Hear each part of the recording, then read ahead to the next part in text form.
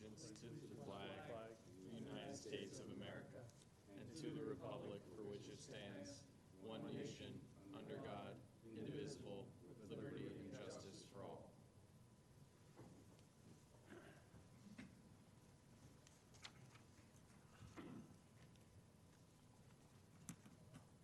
Before we get started, I want to point out that appeal number 3268 is being continued by agreement of the parties to the September zoning hearing board hearing.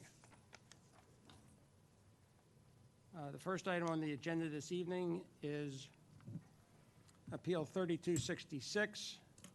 The appellant, Andrew Wathenhoff and Corrine Chan, property located at 1 Forest Road and zoned R2 residential.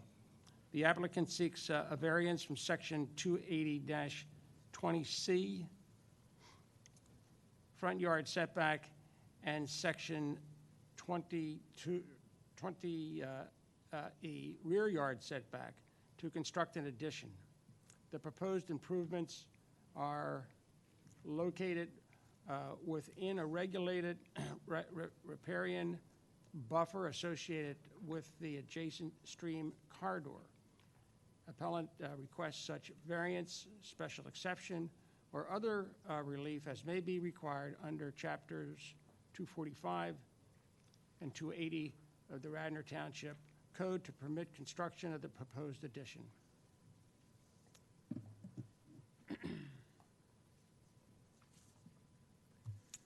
Good evening, members of the board. My name is Fred Fromhold. I'm an attorney and represent the applicants, Andrew Wathenhoff and Corinne Chan, and we have this application seeking a variance with respect to the side or the rear yard setback and the front yard setback for what is, as you will see, a very irregularly shaped property. We have two witnesses whose testimony we would like to present to you this evening, the owner, Corinne Chan, and our architect, Todd Kenzel. And before doing that, what I would like to do is hand out to each of you an exhibit package that will list the various exhibits that we'll be referring to this evening, and then I'd like to just run through that package with you and then call our two witnesses to offer testimony. Okay.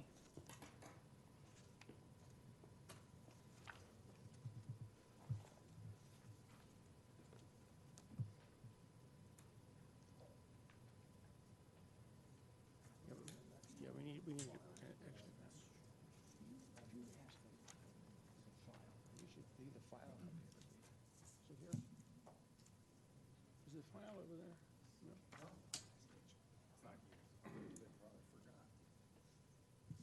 Okay, you have two copies? I got two. Okay. There's only three of us, so. Okay. Each 1, 2, 3, 4. Great.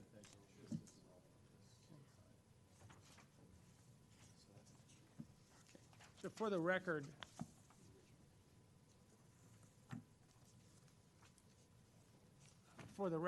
going forward, we're going to be working off of the exhibits that have been handed up this evening. Is that right? That is correct. And they're consistent with the exhibits that were attached to the application, which was filed, which we would ask the board to take judicial notice of that as the application in this matter rather than marking it independently as an exhibit. Yes. What I would like to do is just explain to you, to orient you on the property and the issue in this case. We have 9 exhibits. The first exhibit is a Google Earth street plan that shows Forest Road, and the property at 1 Forest is circled. That is a house that is in that location, and you'll see Gulf Creek that runs immediately behind it. And the orientation on this Google plan, as it is on the, and I'm in the line of sight here, the orientation on the Google plan is to the north. So as you look at that plan, the house has a red circle around it. The Gulf Creek runs to the north of the house. That's A1. A2 is a Google Earth aerial view, and this shows the improvements that are on Forest, the other homes. It shows the property at One Forest, which is the subject of this application. That is the first property in off of Eagle Road on the east side of Forest. And you'll see a line between the back of One Forest and the property that is at the corner of Eagle and North Wayne. That is a home, and that is a home that would be in a position to view where the proposed addition is in the rear yard here. Although, as you can see from this aerial photograph, there's a 300-foot separation, a football field between the proposed improvement and the existing home at the corner of North Wayne and Eagle. And there is heavy and dense vegetation as depicted in that aerial photograph. And we have a photograph that will be at ground view looking back there that you'll see that same screening. A3 is our proposed site plan. It's based on a survey plan made by Howell Engineers, and Todd Kenzel, who is the architect for this project, will testify about the important aspects of that plan. But the area that you see somewhat central to the lot in gray is the area where the addition is proposed. The home is shown. There is an existing one-car garage, and the proposal is to have that one-car garage be converted to some ancillary space that would connect it, laundry room, mudroom, to a new two-car garage that is being built to the south of the home, or the southeast of the home.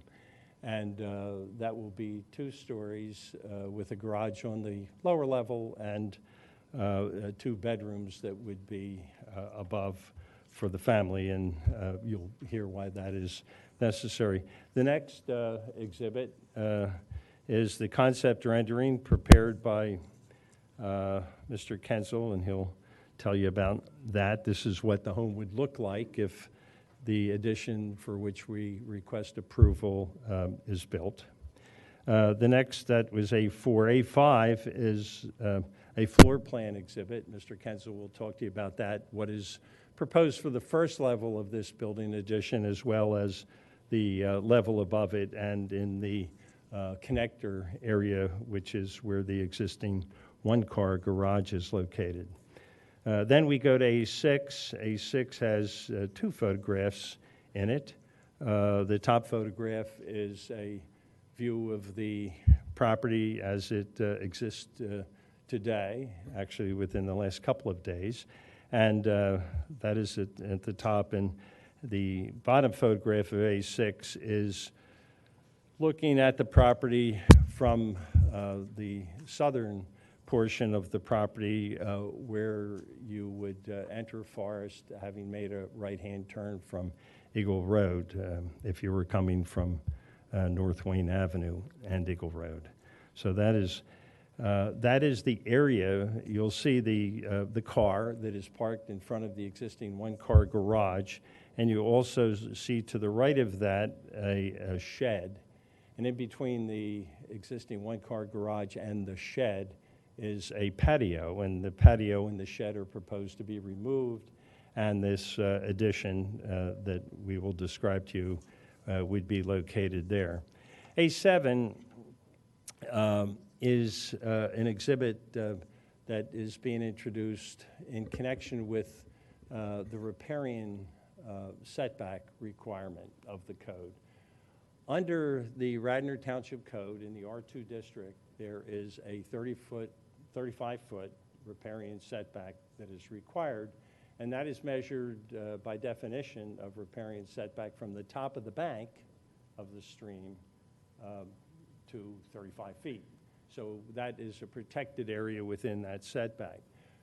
You'll hear testimony that where the proposed addition is being located is at least 55 feet from the top of the bank. And the way we determine the top of the bank is by combining the photographs that we're showing you here, the fences that is shown in the photographs, because that same fence is surveyed on A3.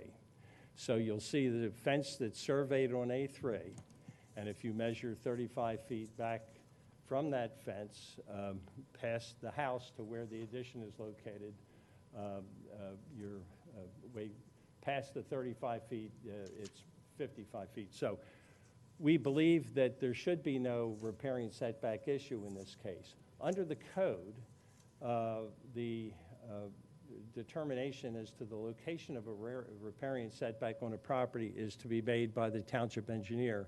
We've been trying to meet with Mr. Norsini, and without going into all the reasons why that meeting hasn't happened, it hasn't happened yet, but we wanted him to confirm what we believe to be his clear case here, that the riparian setback does not apply in this situation, so we don't believe we need any relief with respect to the riparian setback. And we believe that the testimony that we will present through Mr. Kensel and that 55-foot measurement will answer that question. So that was the reason for A7. A8 is among our exhibits for two reasons. The top photograph shows the rear of the existing home on the right-hand side of the photograph, and then as you move to the left, you'll see the shed. And that is the shed that's being removed, but when you look at the site plan, and you can see where the shed is on the site plan, that's about the extent of the addition, where the addition would extend in a southerly direction towards Eagle Road. The bottom photograph there, A8, is what you would see and what you do see from the rear of the home as you look in that 300-foot direction towards the house that is located at the corner of North Wayne Avenue and Eagle Road. So what you see in the bottom of that photograph that we had just been looking at is if you were at the back of the home on the deck that is immediately at the rear of the home and looked in that direction along that 300-foot line towards the house, that's what you see. Now, this time of year, you don't really see anything. You'd need a magnifying glass to know that there's really a house on the other side of those trees that are shown in that bottom photograph of A8. A9, our last exhibit, is a packet of 4 emails. These emails were sent by neighbors on Forest, addresses 4, 7, 9, and 11 Forest. Neighbors have been shown the plans. It's been described to them, and they have indicated what I think when you read those emails is support for this application. So with that introduction, I would like to call our 2 witnesses, unless the board has any questions preliminarily of me. You're going to put, is it your plan to put on testimony regarding the riparian issue? Yes. And at the conclusion of that testimony, Yeah, I think the testimony. Board with, I'm sorry, excuse or me. would you withdraw that part of the appeal? If the board is satisfied with the testimony, the language of the ordinance says that it's to be established, the riparian buffer is to be established on a property by the township engineer. We think the reason for that is there may be a question as to exactly where is the top of a stream bank. Somebody could say, well, it's a little this way or a little that way, it's 5 feet that way, 5 feet this way. We believe that the photograph that we showed demonstrates that the stream bank is on the stream side of the fence, and so that the closest the stream bank could be is where the fence is located. We don't know exactly whether the stream bank is 3 feet on the other side of the fence or 5 feet. That's the type of determination I think that might be made by the township engineer. So we think it would be reasonable for this board, based on the evidence that we're presenting to you, to conclude that the riparian setback is not at all affected, that it falls far short of the area where we are proposing the new construction. My concern is that if, let's just theoretically, let's just say we approve the riparian issue as you've described it, and there isn't an issue. But then the township engineer comes on and says, well, you need a grading permit before you can put a shovel into the ground, and they take a look at it and say, no, you measured it from the wrong place or something. I guess this, in the ordinary course of things, if the township engineer concurred with us, we would just remove it from this application. If the township engineer were to disagree with us, we would appeal that determination to the board. We would show where the fence is located and our measurements and so forth to demonstrate that we far exceed the 35-foot setback, riparian setback. We're 55 feet.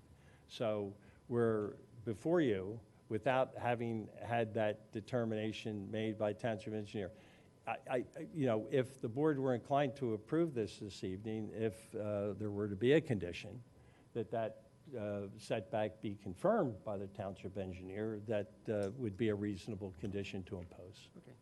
All right, well, with that introduction and discussion, would you continue with your case? Thank you. Corinne?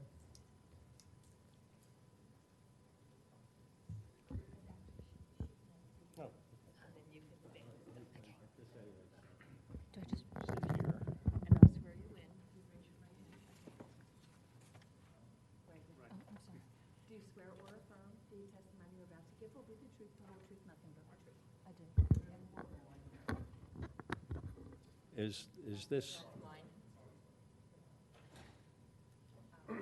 Yes, you can put your hand in and state and spell your name, please.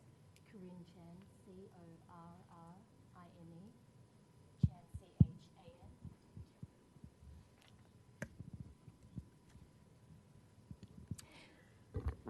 And as we were preparing for this evening, I had a series of questions for Corinne, but she said I'd prepared a statement. I looked at the statement. It was really better than if I had asked her the question. So I'm just going to ask her to read what she has prepared, which will describe to you why it is that she, her husband, and their family would like this addition.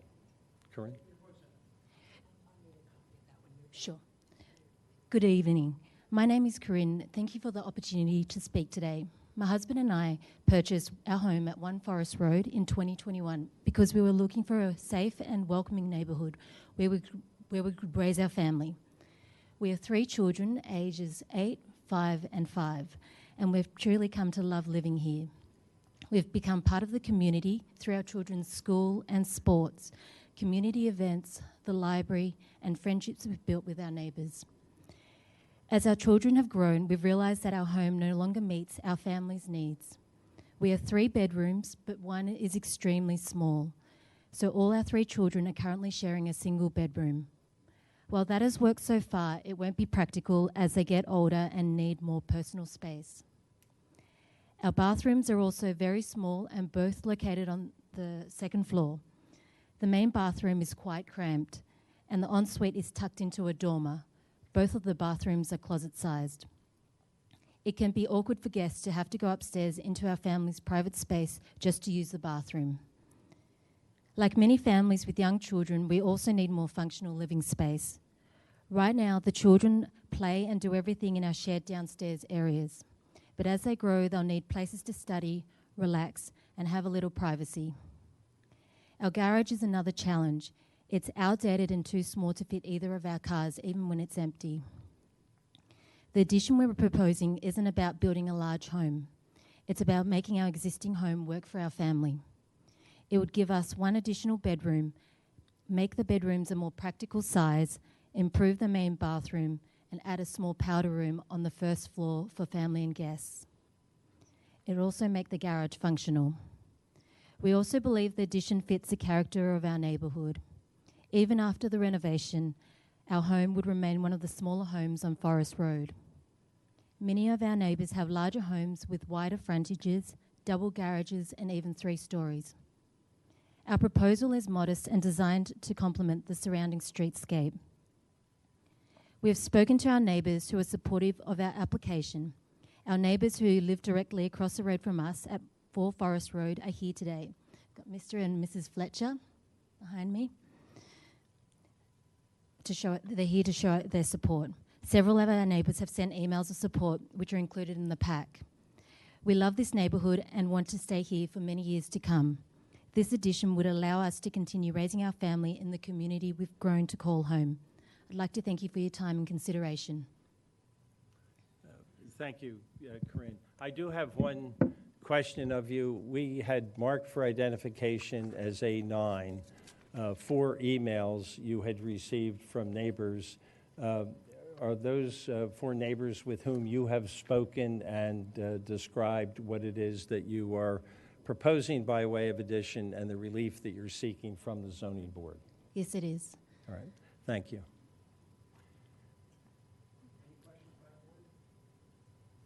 Thank you. That's good, thanks. I'd like to call Todd Kenzel. And there seems to be a little bit less of an echo here. If this mic works fine, I'm going to ask Mr. Kenzel to stand by this mic. I think you might be able to hear a little better.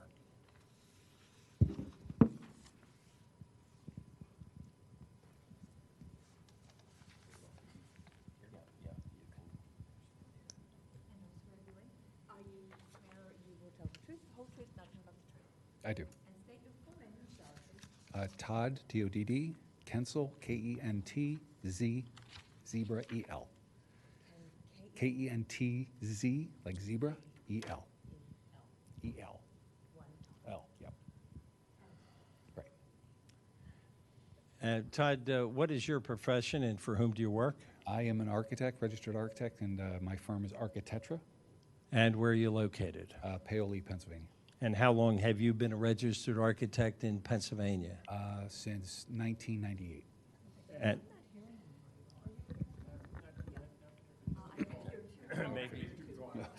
Sorry. I can hunch. I've been registered since 1998. sorry, shall we switch back here? All right, Okay. thank you. You had prepared a site plan, which we have marked for identification as A3, and I'd like to ask you some questions about that. Okay.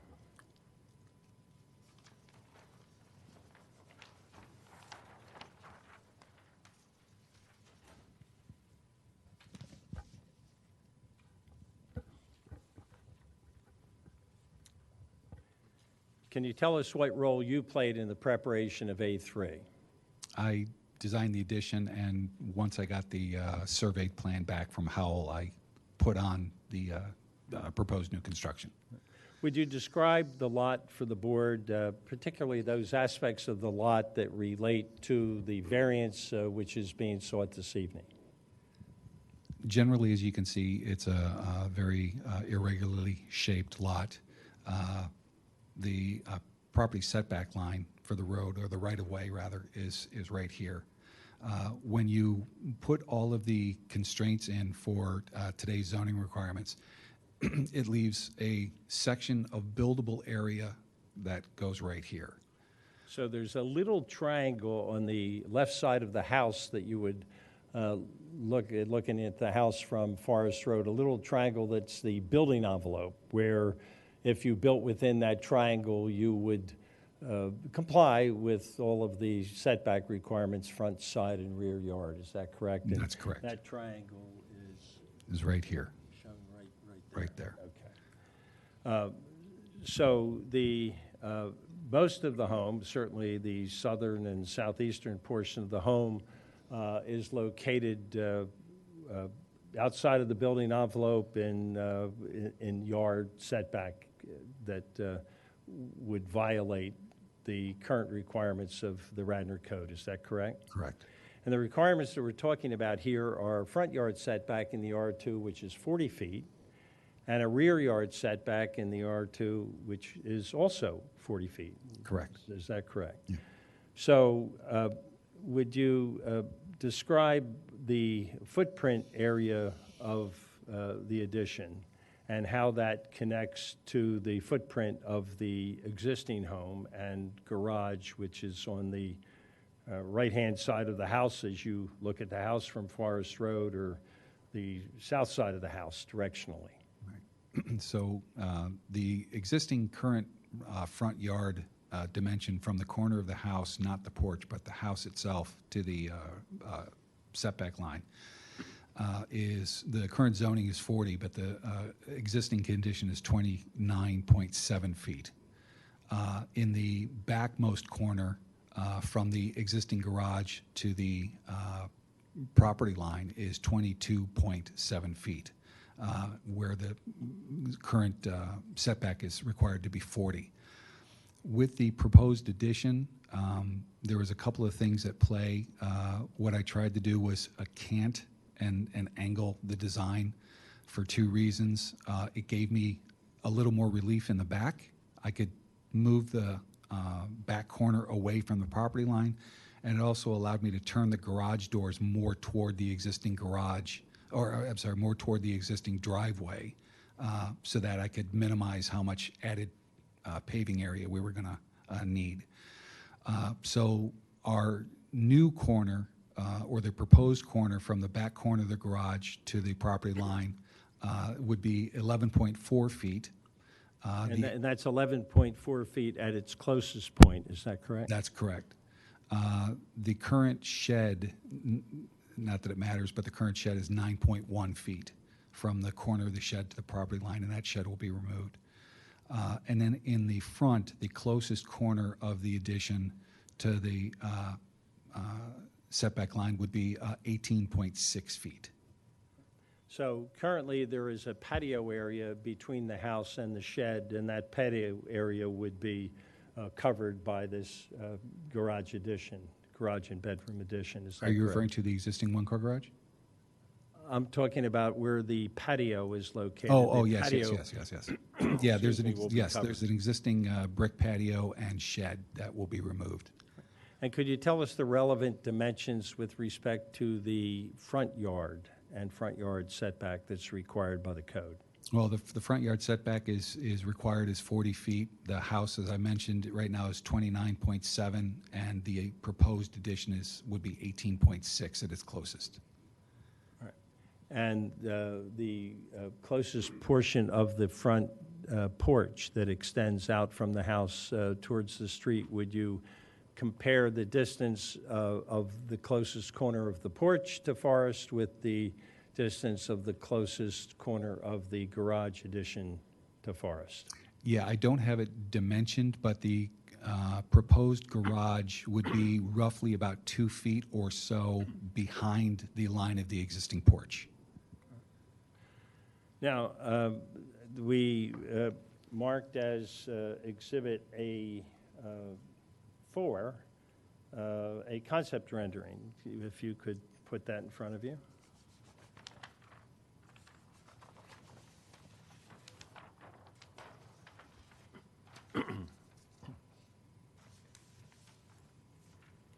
Would you briefly describe what is shown in A4?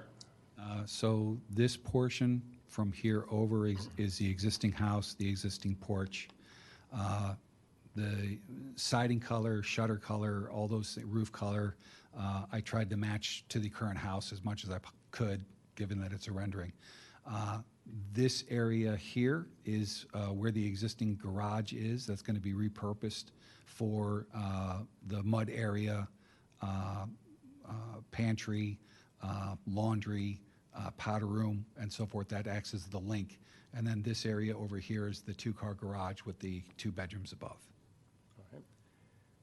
If you would then go to the next exhibit, which is A5, and explain that exhibit. This is principally a floor plan exhibit of the first floor of the garage and the connection between the house and the garage, largely where the single-car garage is located, and also a second floor plan. And at the top, you've got what are perspectives of the front concept and rear concept. So if you could explain this exhibit to the board. Okay, so this drawing was really what was for the owner to, this and the rendering were what for the owner to understand sort of where I was going with this. There's a grade difference between the first floor and the top of the driveway. So when we come from the existing dining room, this area here is the existing dining room, and behind it is the existing kitchen. We're going to come through that existing non-load-bearing wall, come in through into a raised area that's going to be the mud area, powder room, pantry, and coat closet. That would also act as the secondary entrance for kids when they come home from school and so forth. They can drop their things in the cubbies, keep all the mess kind of in this area, and then go into the house. Stepping down, we were going to have a laundry room that comes into the back there, and that is what would access the garage. So you'd park in the garage and then come into the laundry, and then you could come into the rest of the house. Do you know where the laundry room is currently located? In the basement. And how about a powder room? There is no powder room on the first floor. So this will provide the sole first floor powder room? Correct. And can you tell us about the garage and its sizing? And I would also like you to comment as to the minimum nature of that, whether this garage is dimensionally designed to be the minimum reasonable size that a garage is required to be these days. Well, essentially, it was designed for two, medium to larger SUVs. Most families have at least one SUV. That might be a 3-row. So I wanted to make sure that if that were the case, it would fit. So it's a combination. The size of the garage more or less complemented and is symbiotic with what's going on upstairs to make sure that the two bedrooms function properly and are adequately sized. So the garage was sized so that it's wide enough for two cars that you can pull in and not bash the doors into each other, and then long enough so that if there's a longer SUV, they can park it comfortably. Okay, and you said that relates to what is shown on the second floor above, namely the two bedrooms. So would you tell us about those bedrooms and what this addition does to the existing home by way of providing additional bedroom space? Okay, so just to give you a little context, master bedroom is over here, and what is designated here as walk-in closet, this is the existing master bathroom. And it's tucked into the dormer, and the door is clipped.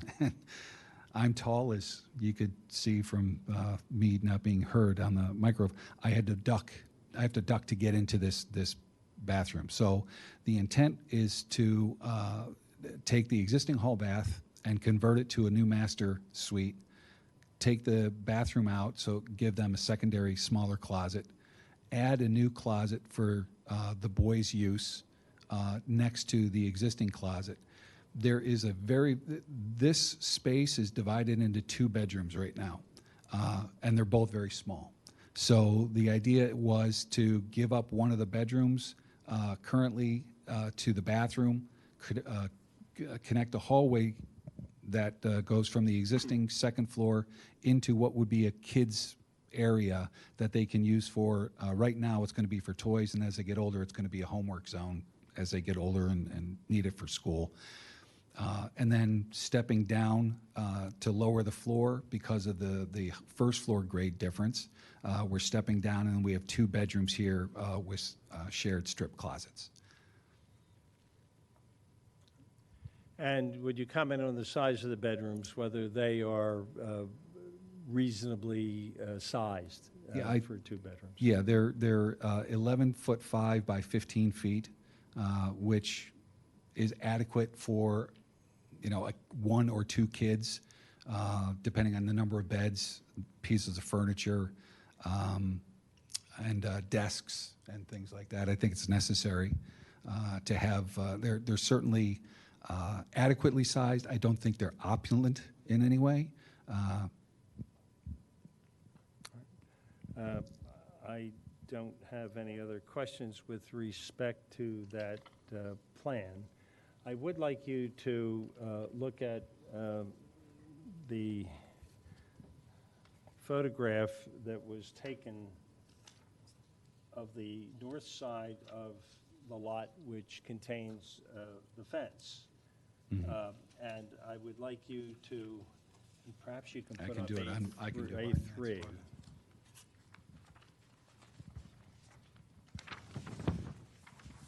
This relates to the riparian setback. So there is a fence that is shown in A7 in both the upper and lower photographs in A7. Is that fence depicted on the survey, and was it surveyed onto the plan exhibit by Hal? Yes, yes, it's shown right here, and the creek bed is roughly shown on this dotted line here. And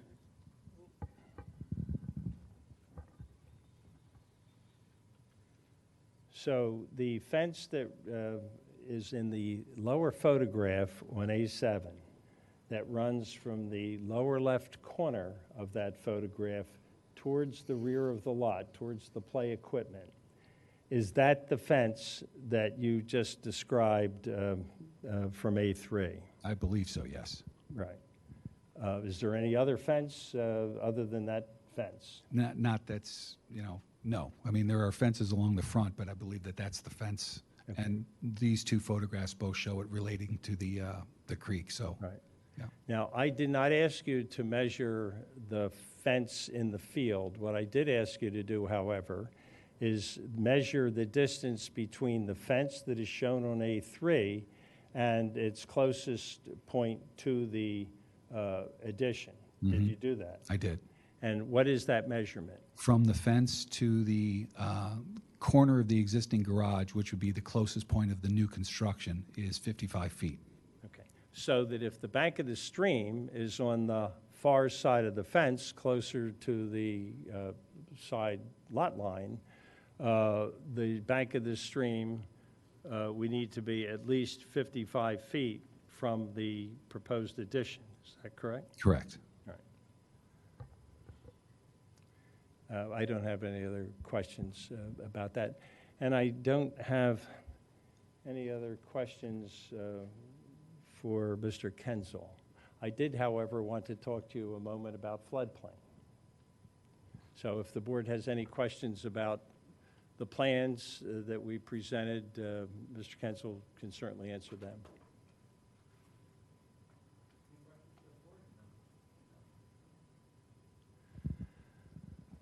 Thanks, Tom. I mentioned we were trying to meet with Mr. Norsini, and we haven't done that yet. The other thing we wanted to talk to Mr. Norsini about is floodplain and how floodplain factors into this application. The entire property, in fact, a large portion of Forest Road and the properties up and down Forest is in the FEMA floodplain. The Township Code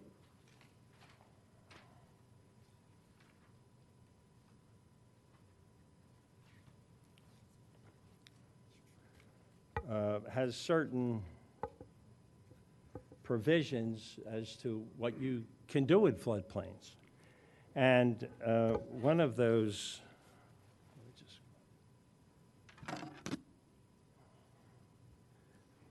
provisions is in section 280-77F that says, no expansion or enlargement of an existing structure shall be allowed within any regulatory flood elevation area that would, together with all other existing and anticipated development, increase the 100-year flood elevation by more than a foot at any point. So our intent was to sit down, talk to Mr. Norsini about that provision. We believe that it's pretty intuitive that I do want to call Mr. Kenzel back and ask him a couple of questions, if I may. But it's pretty intuitive that this addition that we're talking about is not going to raise the flood elevations by a foot. In fact, it may be difficult to measure how much, presumably when you put a cup of water into a swimming pool, it raises the elevation of the swimming pool. But go measure that and offer an opinion as to how much it increases. So we do have the addition that will be in the floodplain. So theoretically, it probably raises it to some amount, but clearly we believe it doesn't raise it anywhere, close to a foot. So our intention was to meet with Mr. Norsini and see what he would require to make that determination. And we were hoping to have that information to present to you as part of our case. We don't.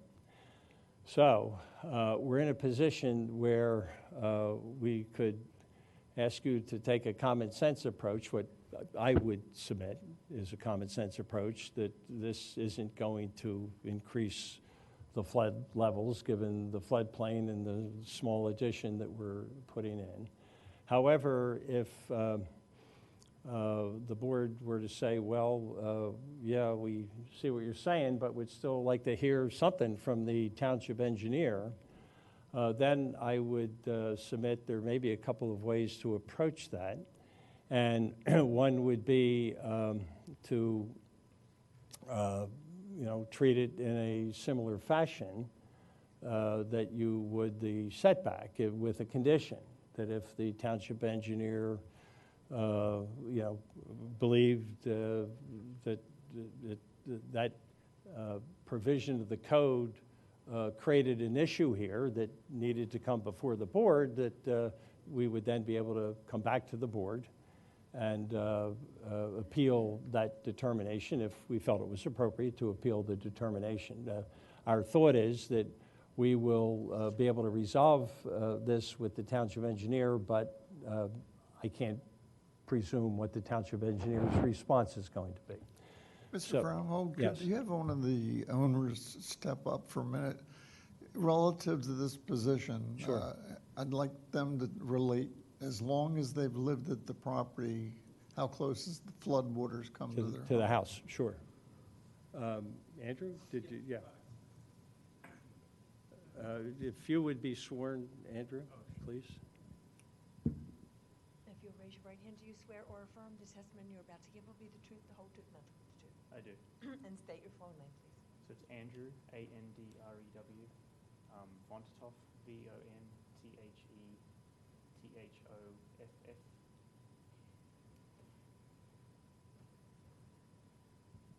Does this? Do you know what the outstanding question is, Andrew? Yes, it's how close the water has come ever in the past. I'm just trying to find a visual that would work best for that.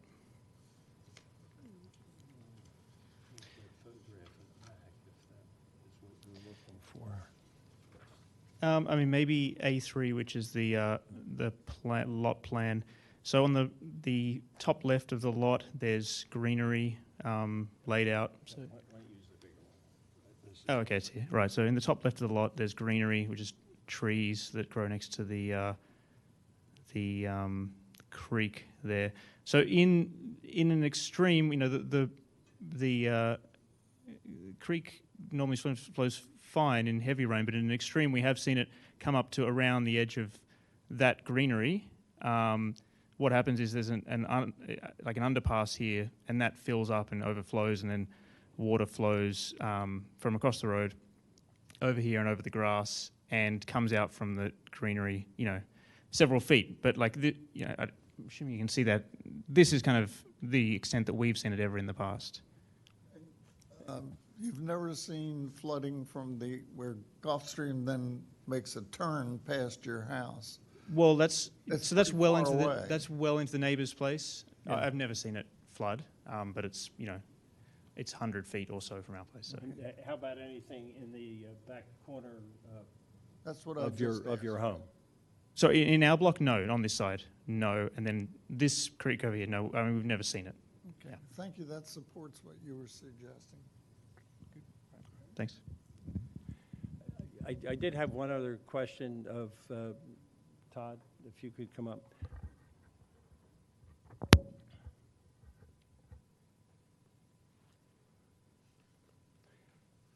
Todd, the floodplain ordinance has certain requirements for how buildings are constructed within the floodplain, regardless of whether the floodwaters typically reach them. But is it your testimony that to the extent that the Radnor Township building officials require compliance with certain floodplain building requirements, that they will be incorporated in the design and the building plans that are submitted for approval? Yes. Whatever they require will be incorporated into the drawings.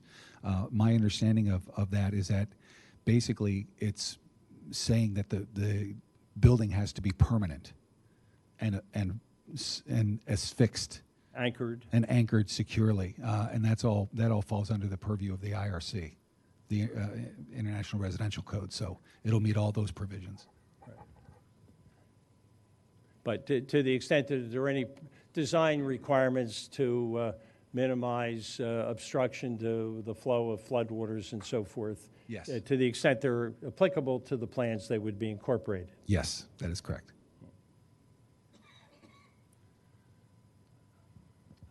Just one question for the attorney, which is with regards to your kind of request to add a condition to the variance, if you're going to need to go to the engineer regardless, what would be the difference with granting a variance for the floodplain and the setback with the condition versus just not granting the variance at all? It seems like you'll have to go back to the engineer either way.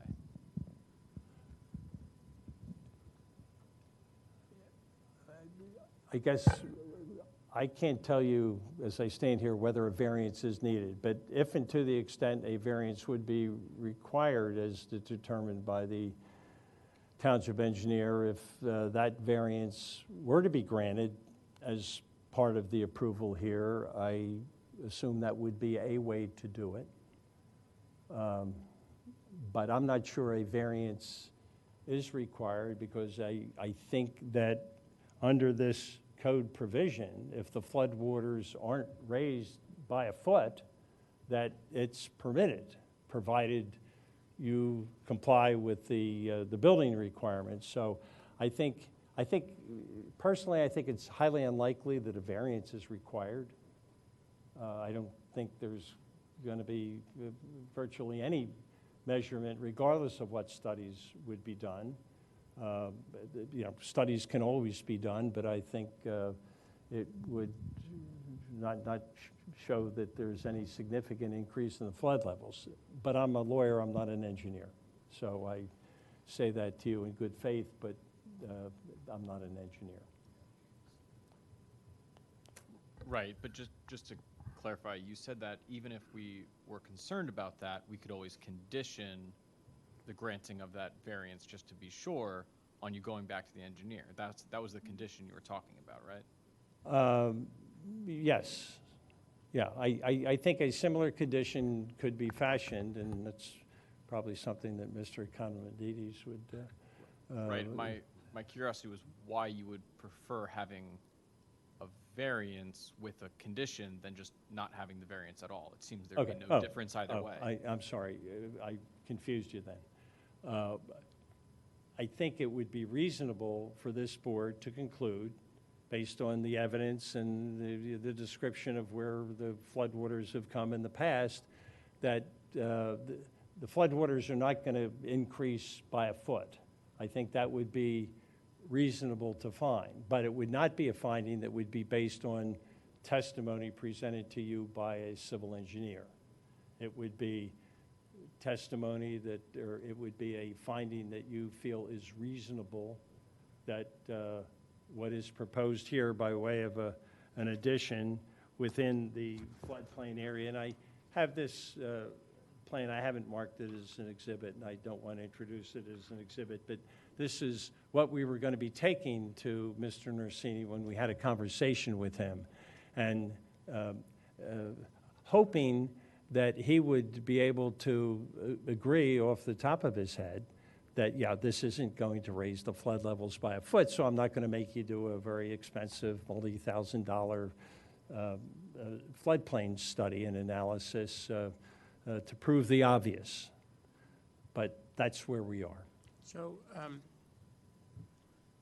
do you have a reasonable belief that you'd be able to get a decision out of Mr. Norsini by September? I certainly hope so, and I know Angela's been working hard to get our meeting together, and as I said, it hasn't happened despite efforts to do that. But we're certainly in a position to do that. And what I'm thinking is, if we gave you some time, you could come back on the September list, and we could deal with it at that point. There may not be any issue then, or we could. Is there a meeting between now and September? I guess yeah. We could do that. I know our client's been hopeful that they would be able to get the project going, and I guess for that reason, my preference would be if it could be approved with a condition, it being understood that if there's any issue that Mr. Norsini sees, that would return to the board, but otherwise it would be an approval with a condition that obviously, like all conditions, needs to be satisfied. Okay. All right. Any further questions from the board? I move for the admission of our exhibits. The other thing I just Without wanted... objection. Admit it without objection. Thank you. The other thing I wanted to point out, in our application, which is part of the record, we had alluded to this property being before the board on 2 prior occasions where similar approval was granted, but it's not binding on the board. It's for information only.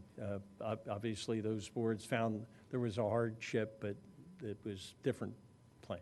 Thank you. Any board discussion? I'm sorry, any public comment? I don't see any hands going up. Any discussion by the board? The only, Mr. Chairman, if I may, I think Mr. Stefano raised a good point. Until there's a ripe issue for the board to consider, you don't have standing to make a decision. So because, and I agree that either way, the applicant's going to have to come back on the riparian issue. So I think that if the board and the applicant, and it sounds like the applicant is willing to proceed with the other dimensional variances that they're requesting, it sounds like they're very likely not going to need to come back anyway. But I think that the better approach, because you don't have standing, there's no appealable decision that the township has made yet, and they may decide to agree with the applicant.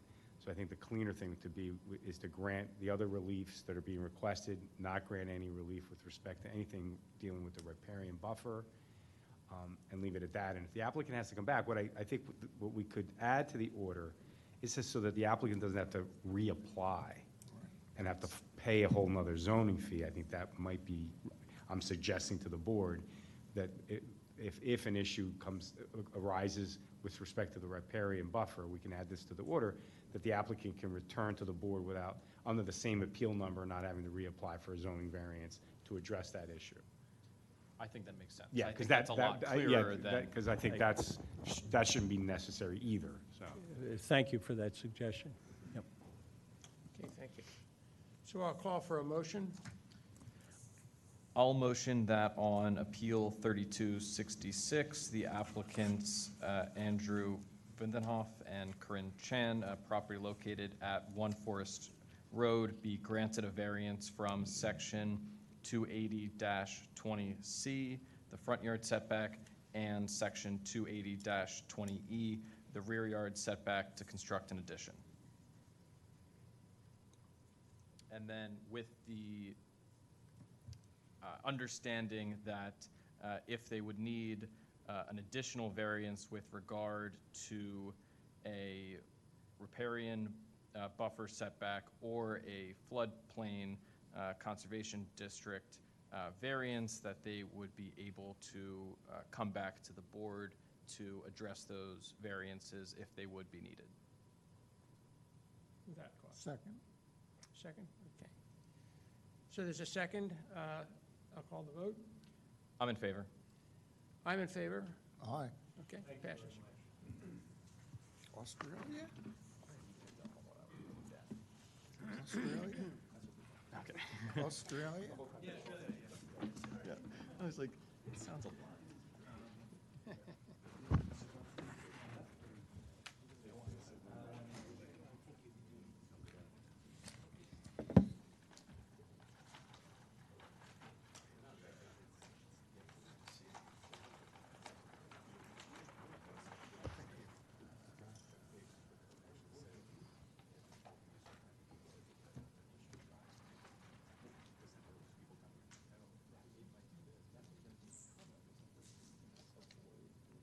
Okay, the next item on the agenda is appeal number 3267. The applicant, Voracious Enterprises LLC, property located at 385 West Lancaster Avenue and zoned PB. The applicant will occupy the premises as a restaurant as permitted under Section 280-59A4, be a reference to permitted Section 280-49B. Applicant intends no alterations to the footprint of the premises, only interior alterations and cosmetic exterior alterations. Applicant's intended use of the premises entirely for the restaurant increases the number of off-street spaces required under Code Section 280-103B7. The property currently has 175 parking places. Applicant's restaurant would require 87 parking spaces according under the Section 280-103B7. Good evening, everybody. My name is Vince Donahue from Lamb Macker Lane. I'm here on behalf. I do. I'll grab it for you. Say your name again, Donahue, Donohue. And just a few housekeeping items. I'm here on behalf of what was formerly known as Voracious Hospitality. That entity still exists. They organized a single-purpose entity for the purpose of this project, which is now called The GOAT, the number 5 LLC. So the GOAT 5 LLC is the name of the applicant here. With me tonight is one of the founders of Voracious and one of the owners of the GOAT 5, Michael McCrory. We also have Rob Lambert here, the engineer from Site Engineering Concepts, LLC. And we have Stuart and Hannah Rosenberg from SGRA Architects. Just some real quick information on the property. The property is located at 385 West Lancaster Avenue. It's at the northeast corner of Lancaster Avenue and Eagle Road. It's the Stratford Shopping Center. The property is located in the Planned Business PB District, where a restaurant use is permitted under Code Section 280-59A4 by reference to 280-47B. The relief requested. We are seeking a variance from Section 280-103B, which requires that off-street parking be provided on the same lot as the use. There is an existing mutual parking easement between the owner of the Stratford Shopping Center, Besco Company, and the owner of the Farmers Market to the west there. It's a mutual easement where each owner's customers and tenants can use the parking on the other lot. We're in a bit of an unusual situation here when it comes to satisfying the minimum parking requirement, and just some adjustments to the application we filed. Based on changes to our plan, we now need 79 spaces, and I'll walk you through the detail of that count. We need 79 spaces. There are 175 spaces on the lot owned by Besco. What we don't know is the number of spaces that would be counted for the existing other uses in the shopping center. We took steps to figure out what that was.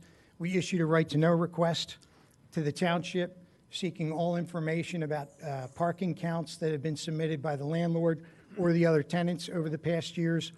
The Township responded to that request with a large volume of documents, none of which informed us on the issue of what parking spots have been allocated for the code to the other tenants. And it's something that, based on the code's calculations, is not something that you can readily calculate yourself based on what's in the public domain. So while we're not sure that we exceed the parking, there's, as I said, 175 spaces, and we need 79. In the event that we do, either way, we are seeking a variance to allow parking on the farmers market site by virtue of that easement. At this point, I'd like to call Michael McCrory. And while he's coming up, I have packets of exhibits here that I'll pass out. I'll be pulling them up on the screen, too. I need an extra one for the record.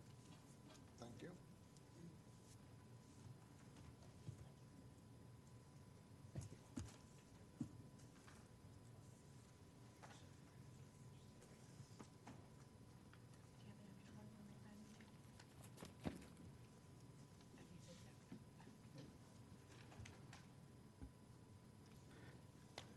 You swear or affirm the testimony you're about to give will be the truth, the whole truth, and nothing but the truth. I do. State and spell your name, please. Sure.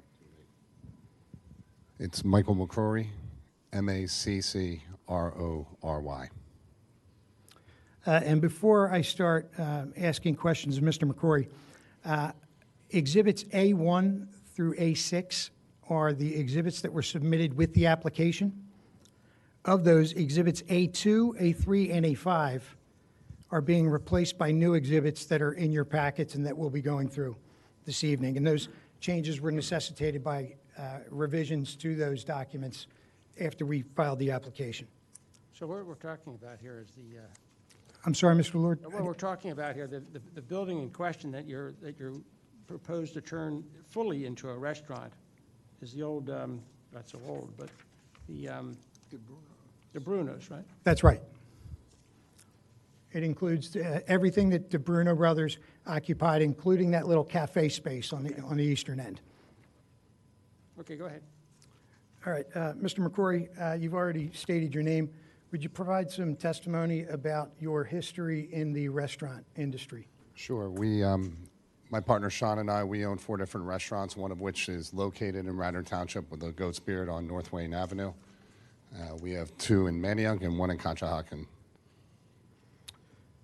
Each of the 4 restaurants that you've opened are currently licensed by the Pennsylvania Liquor Control Board, correct? Correct. Okay. So this would be your 5th restaurant. That is correct. And just to clarify for the record, your partner, when you reference Sean, is Sean Coyle? Sean Coyle, that's correct. And give a little background on Sean's experience in the industry. Sure. Sean's been in the restaurant industry for his entire life. His family owned Binny and Flynn's, if any of you have been around here and remember that from many years ago. He and I have been together in the township now for over a decade. We just celebrated our 10th anniversary at the Goat's Beard. and our first restaurant was opened in Manayunk in 2013. And each of your 4 restaurants since opening, you haven't closed any restaurants? Correct. You haven't walked away from any projects? Correct. You survived COVID? Yes, we did. Talk a little bit about your process for opening a new restaurant, the capital you commit, the professionals you engage, and generally speak about the operation you run. Sure. We have, we commit a lot of capital. This will be approximately a $2.5 million project by the time it's all said and done to get it into the shape that we want it to be in. DeBruno Brothers was a lovely facility, but there's several upgrades that we need to do to turn it into what we need to turn it into. Our organization currently employs 270 employees across the 4-store portfolio. You live in the township? I live in the township, and I have 4 children in the township. I have 4 children in Radnor schools as we speak. You employ township residents in Yeah, your we restaurants? were trying to come up with the exact number. We've employed approximately 175 township residents over our decade here. Is your plan to have that number rise if and when you open this restaurant? Absolutely. We take a lot of pride in that. My daughter actually works at the restaurant in Wayne. And in Wayne, you're speaking of the Goat's Beard on North Wayne Avenue? The Goat's Beard on North Wayne Avenue. Talk a little bit about your expertise and your history in the real estate industry. Sure. I've been in the commercial real estate industry for 25 years. I've actually done a tremendous amount of business and transacted multiple times in Radnor Township. Turning to the application was submitted in May for this project. That is something you reviewed and you signed, correct? Correct.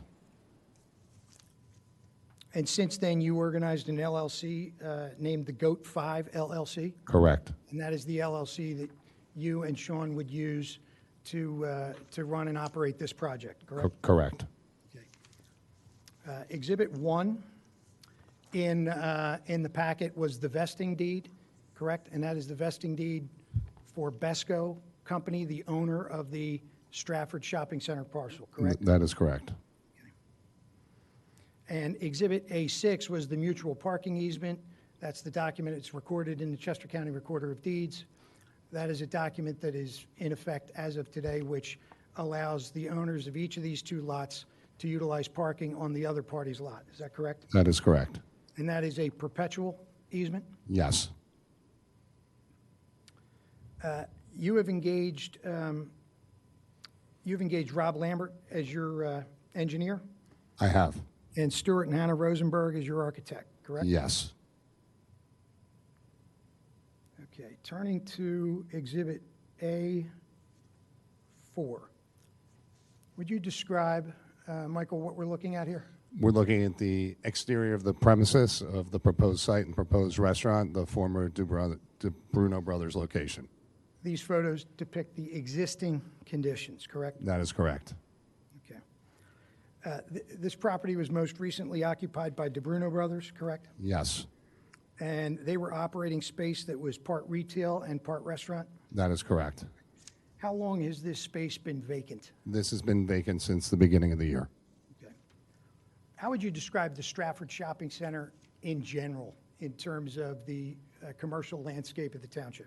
I kind of look at it as the entrance to the Wayne Business District. I know it's just outside of the technical area, but it really is kind of the first part of the Wayne Business District as you enter what is essentially Wayne. Okay. Have you entered into a lease with the owner of this property? We have. Okay. And that lease is contingent upon you getting the relief that you seek tonight? That is correct. What's the term of that lease? That term is a 10-year lease with 2 5-year options. So, in our world, it's 20 years.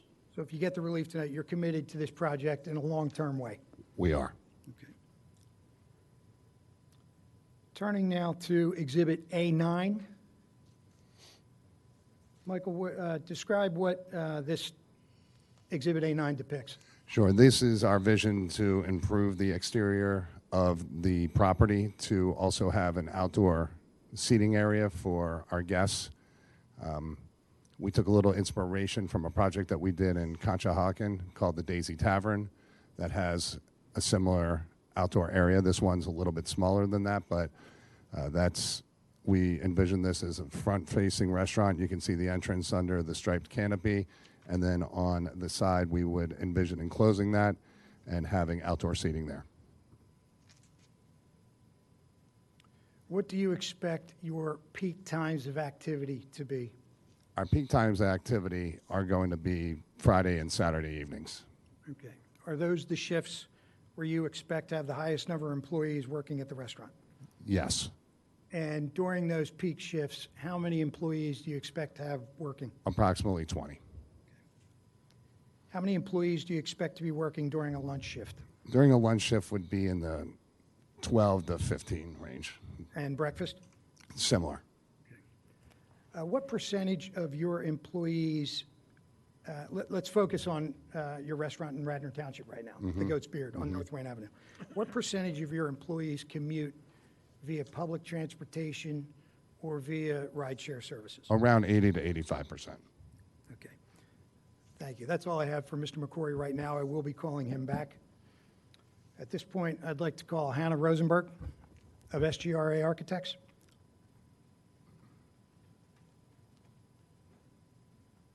You swear or affirm the testimony you're about to give will be the truth, the whole truth, the truth. I do.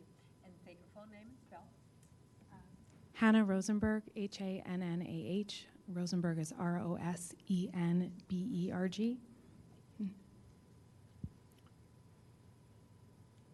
Hannah, who do you work for? Stuart G. Rosenberg Architects, PC. And that architectural firm is licensed in the Commonwealth of Pennsylvania? Correct. And what do you do for SGRA? I'm a project manager on this project. Okay. How many years have you been doing that? About 8 years. This is a family business, right? Yes. Okay. We are looking at Exhibit A7. Could you describe what you see depicted in A7? Yeah, this is our current conceptual proposed floor plan. As you can see, and as Mike mentioned, we're proposing to keep the entrance to the restaurant in its existing location. You can back. Sorry. So you'll enter into the bar area first. That's really going to be the showpiece of the restaurant. And there are a variety of different seating areas surrounding it so that we can provide different types of dining experiences for guests, including bar areas, more formal dining and private dining. And then you can see the outdoor patio dining at the top of the plan. Okay. And describe the seating counts. Currently, we're showing 180 seats inside and 42 seats outside.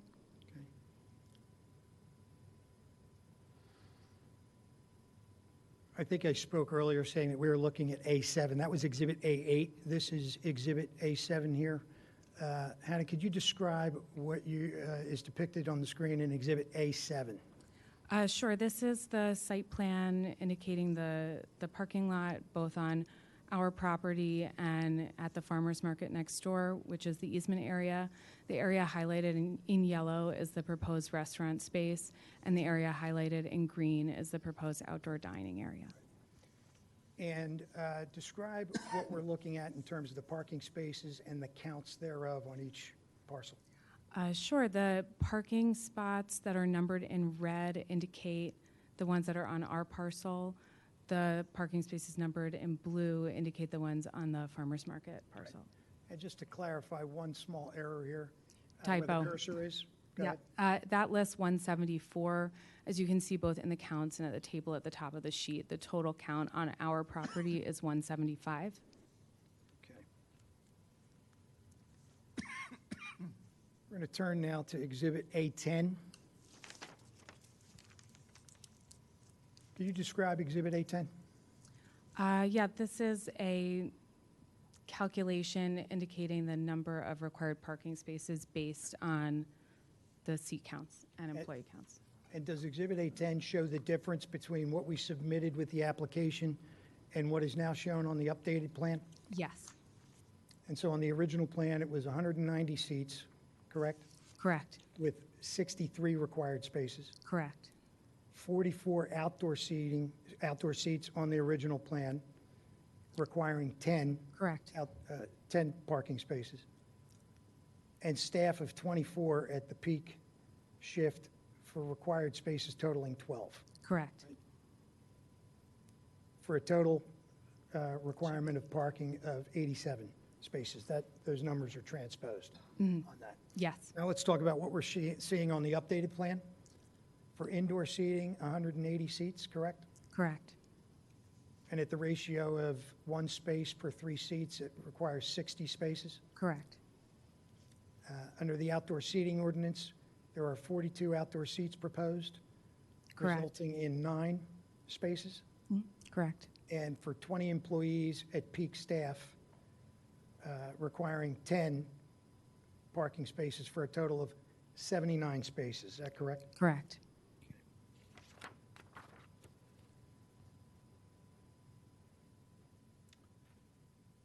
Going back to the proposed site plan, just for the record, a total of 307 spaces between the 2 parcels? Correct. Okay, that's all I have for Hannah. Thank you. The total is, it's 175 on the Stratford Shopping Center lot, 132 on the Farmers Market lot, for a total of 307. At this point, I'd like to bring Michael McCrory back.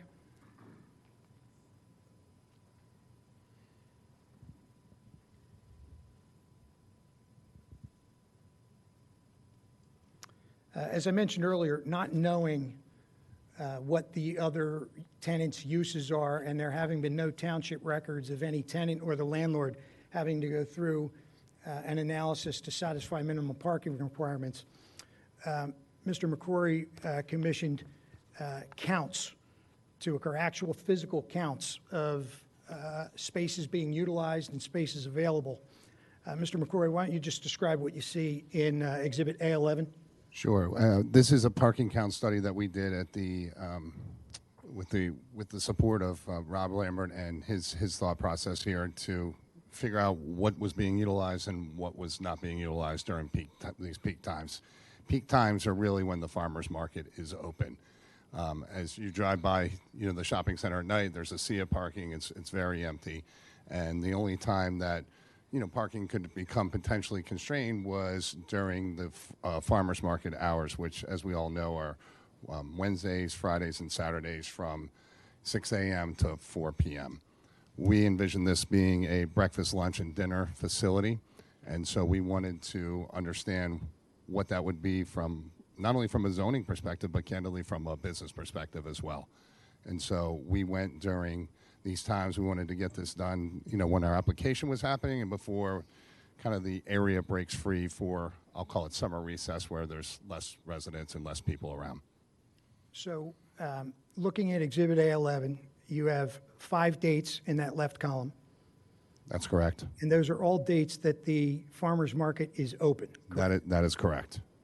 And according to the chart, on each of those days, you took a count at 4 different times That's correct. on each of those days, and the numbers represent the available spaces That is correct. at the time. And those numbers represent an accurate count of the counts that you did at those times and on those dates, right? That is correct. Point of clarification, during these times, De Bruno was vacant, right? Excuse me? During these occurrences, that's De Bruno's was closed. Oh, that's correct. Yeah, this was done May and June of this year. Right. That's correct.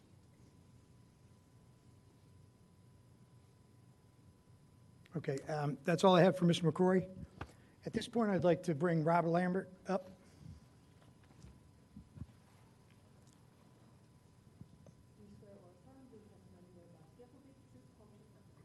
I do. Rob Lambert. Mr. Lambert, could you describe the contours of this property and the ability or inability to add parking? Yeah, so using Exhibit A7, you can see on the bottom of the page, left to right is Lancaster Avenue. On the right is Stratford. It was described before that the proposed restaurant is labeled in the center with a green parking area. All the stripes are the existing parking spaces that are striped on the property. The long dash line with two short dashes is actually the property line. So you can see it's actually a little bit of an odd shape. It's almost like a pot, right, with the handle of the pot going out toward Eagle Road. And so all those spaces in red are actually on the shopping center property and not the farmer's market property, although they're directly behind the farmer's market. So I have gone to the farmer's market. I can't remember the number of times.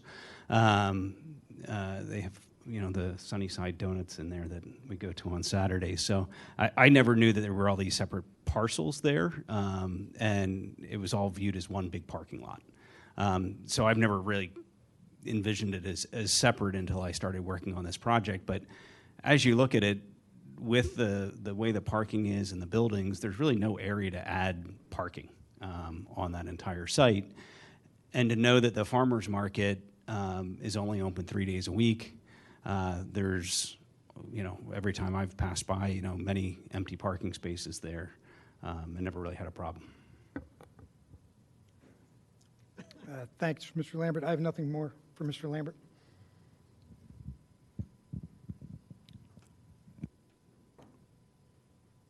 At this point, I have no further witnesses. I just will close with a statement in case the board members have any questions.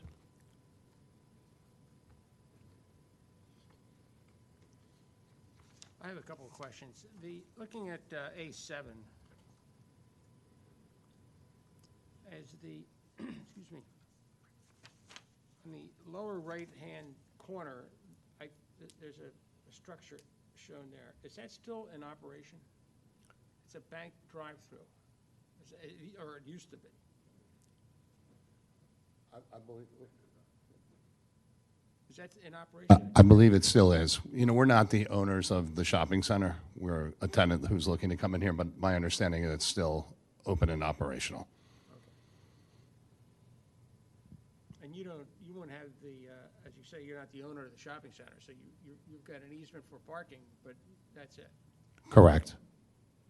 So there's nothing that you can do with your easement to enlarge the number of parking spaces that might be there? No, sir.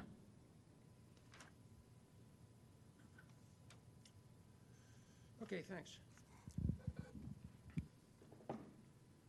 So this shopping center was built in the late 50s. I don't know what this township's minimum parking requirements were back in 1958 or 1961. I imagine they were more relaxed than they are now. Obviously, our use is a permitted use. It's also encouraged by the Radnor 2035 Comprehensive Plan. Page 47 of that plan says one of the environmental goals articulated is to update ordinances to support stormwater management. Two of the action items in furtherance of that goal involve considering code revisions to reduce parking maximums and to encourage shared parking arrangements, which is exactly what we're proposing here. Also in the Radnor 2035 goals of the comp plan, on page 23, the township is committed to being proactive and attracting businesses that share the community values and provide unique or important services to the community. Here you have an opportunity to have a township resident whose kids are in the Radnor School District to reopen a property that's been vacant since January and currently has no other prospects on the horizon. This will also enhance the township's goal of providing a vibrant Route 30 corridor. On page 168 of the comp plan in the land use section, in the recommended strategies and actions, it reads parking standards. Radnor's parking standards are seen as obsolete, contributing to issues like excessive impervious coverage. There is a lack of shared parking provisions and inconsistencies across business districts. In the comp plan's appendix B2, page 3, it references outdated parking standards that result in over-parking uses, which contribute to larger issues of impervious surface and stormwater management, recommending issues determining how to classify uses to determine what its parking requirements should be This is consistent with issues previously raised above. The lack of shared parking standards or similar strategies that would accommodate the sites with a variety of uses on them would help satisfy the township's goals. Standardized parking requirements that are applicable across the township, regardless of the level of transit service and non-motorized mobility options, could reduce the demand for parking. In terms of a hardship, as you heard from Mr. Lambert, we can't get any more, the landlord can't get any more parking spaces on this space. This property's been used as a restaurant before, and we're proposing to continue that use here. Our right-to-know responses indicated that neither landlord nor tenant had been required to do any parking analysis under the ordinance, so there's no records available to us to determine whether or not we can or can't satisfy them. But assuming we can't, we're simply asking for the right, a variance from the ordinance that allows us to utilize parking in the easement area to satisfy any deficiency in parking.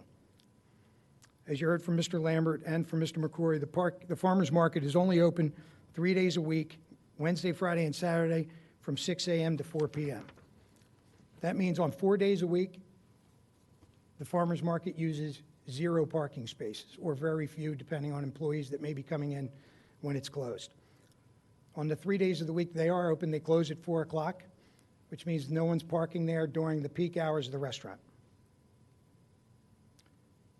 Just applying the eye test, I drive by this site multiple times a week, and I've never seen the parking lot crowded.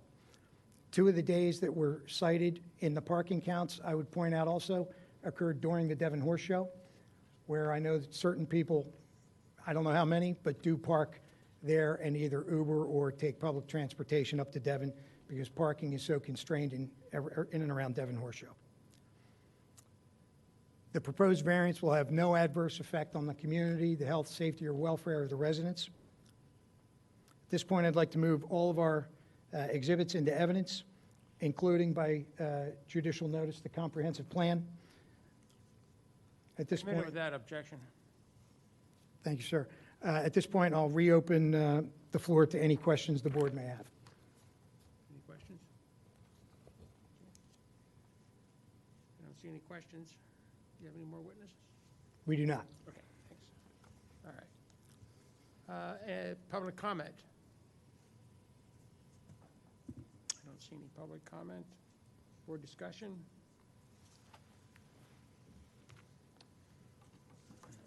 This is the perfect example of shared parking, which we have de facto shared parking in Radnor.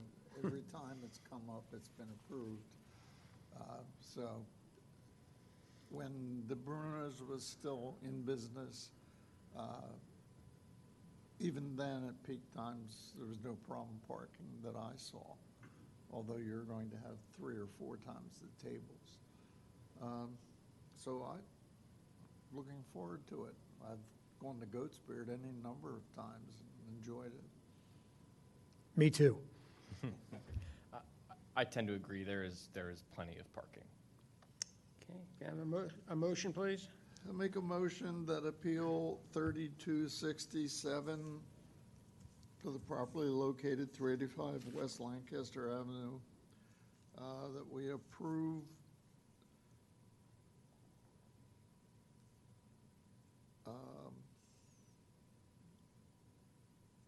what is they asking for? Yeah, if I may.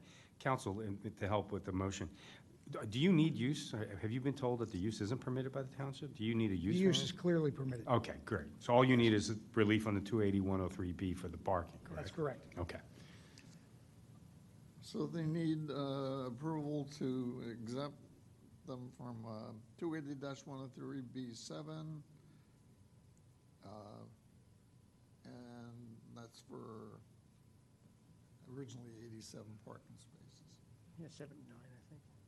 And to clarify, Mr. Nagel, the 280-103B, which is the provision that prohibits parking on a separate lot.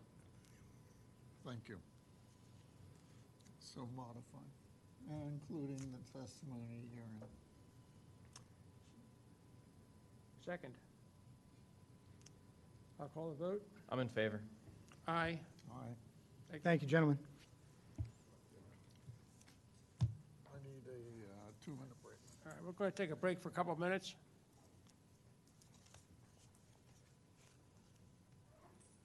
Everybody's going to park on Fuchs' lot anyway. I never realized there were 2 lots either. I don't think anybody did. Thank you, everybody. Yeah, it was kind of a niche. Yeah, good luck.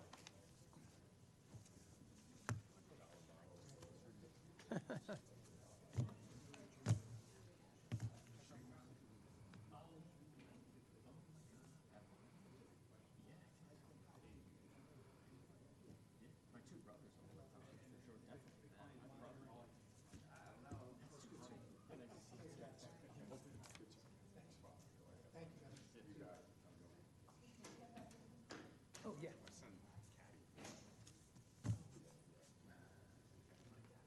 I say yes, I should look because, you know,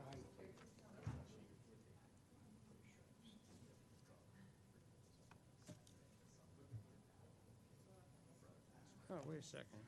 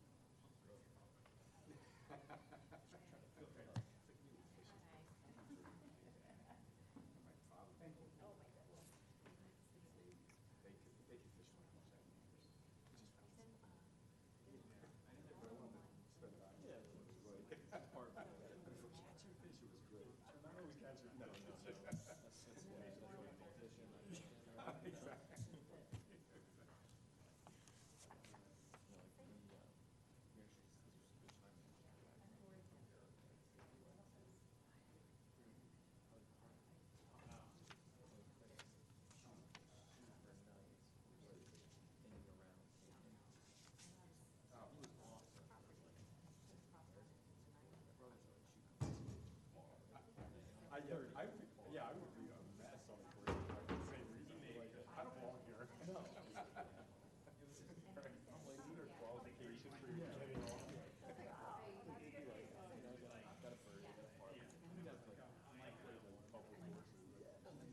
Public courses for launch.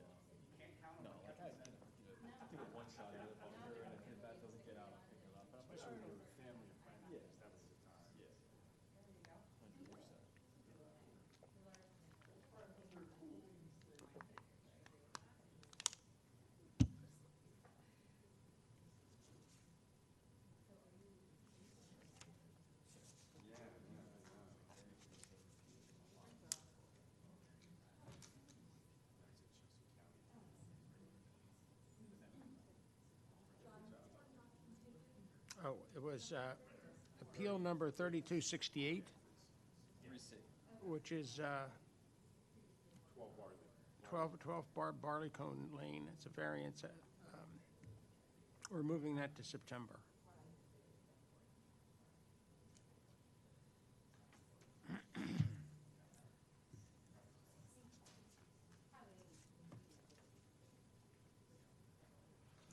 Okay, where is everybody? Oh, we need Nick, don't we? Yeah. I just told him we had one more.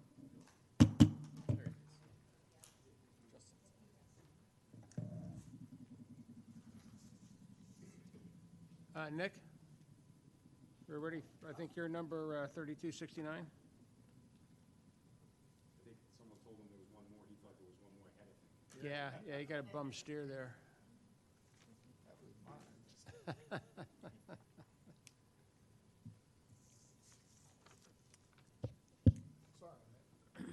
Okay, the next item on the agenda is appeal number 3269.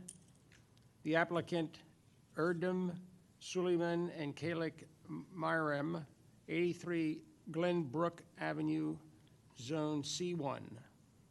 Applicant seeks to convert the first floor of 2 residential units. Applicant seeks special exceptions under 280-101A, 2 of the zoning code to expand the non-conforming residential use and off-street parking by no more than 50%. A variance under section 280-47 of the zoning code relating to use, a variance under section 280-103B1 for off-street parking, approval of the parking as a result of the reduction of the existing nonconformity or such other relief consistent with plans and testimony presented at the hearing. Evening. Good evening, Nick.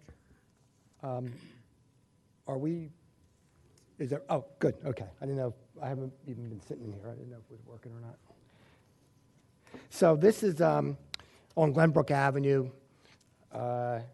It is a property that the rear of the property actually is on County Line Road. The front of the property is on Glenbrook. You may recall Glenbrook. Here's Glenbrook. Here's County Line. Hospital, Bryn Mawr Hospital is here. You have these SEPTA municipal parking lots across the street on Glenbrook Ave.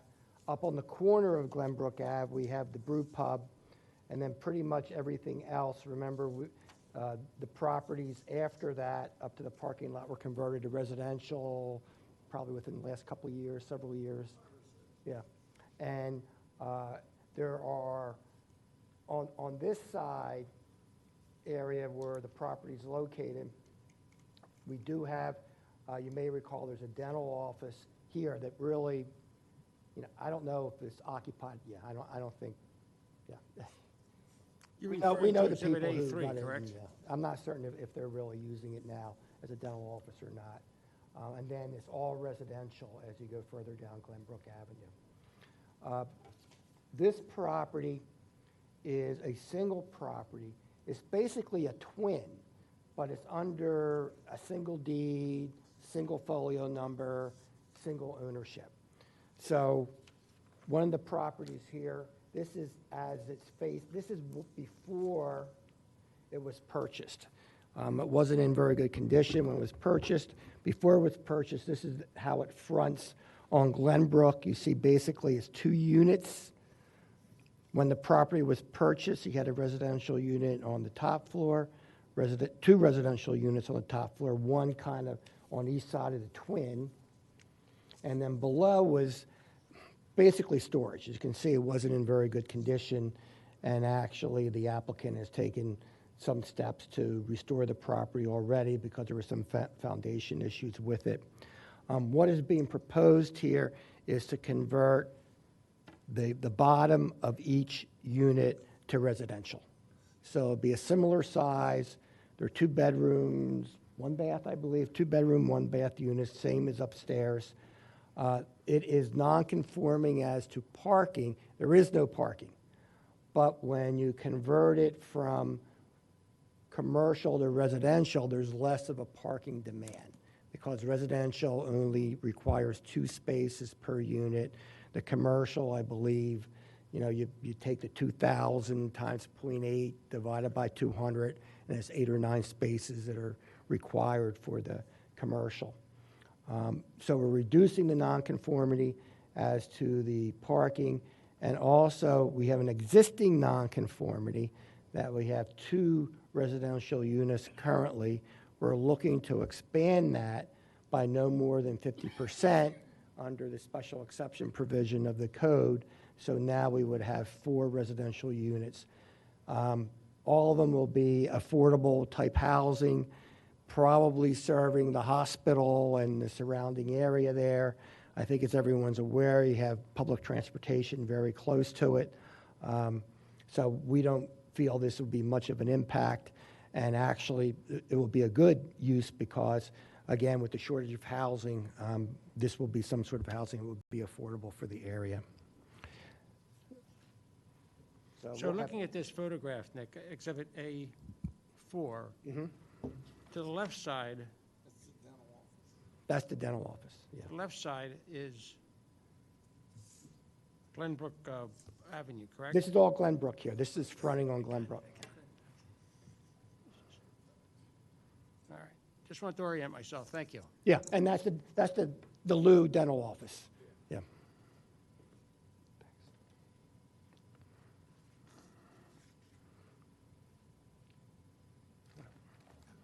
Lincoln's coffin, leaving state there. I know the area. This is the train line. Yes. Solomon Erdem, S-U-L-E-Y-M-A-N. Last name is E-R-D-E-M. I go by Sully, just to make it easy for everyone. Sully, I've shown you first A2. Is that the deed upon which you purchased the property? Correct. And who's the other party on that? My wife, Miriam. And you purchased it in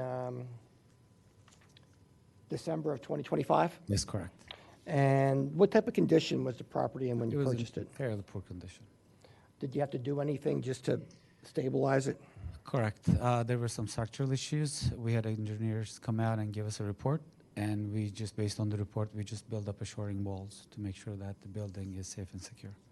And our proposal here this evening is to convert the bottom portion of the house or into residences, correct? That's correct. When you purchased the property, did you have 2 residential units up top on the second floor? That's correct. And you're seeking to add 2 on the first floor as well? That's correct. And how many bedrooms, what's the size of each unit approximately, and how many bedrooms and how many baths? 1,000 approximately each unit, and 2 bedroom and a bathroom. And that would be for all 4 of them? Correct. Are you proposing any addition to the building? No. All you're doing is renovating the building? Correct, just renovation. You heard my opening when we talked about A3 and the location of the property? Correct. And the front runs from Glenbrook to the rear to Bryn Mawr Hospital? That's correct. And across County Line Road is Bryn Mawr Hospital, correct? That's correct. That's correct. And then on Glenbrook, you have a SEPTA lot and a Township lot. That's correct. As we go up Glenbrook, can you just briefly describe what exists coming from the corner of Bryn Mawr Avenue and Glenbrook? There is, I think, the restaurant, brewing house, or La Cabra Brewing House, I think. Brewing house. Brewing house. La Cabra. La Cabra.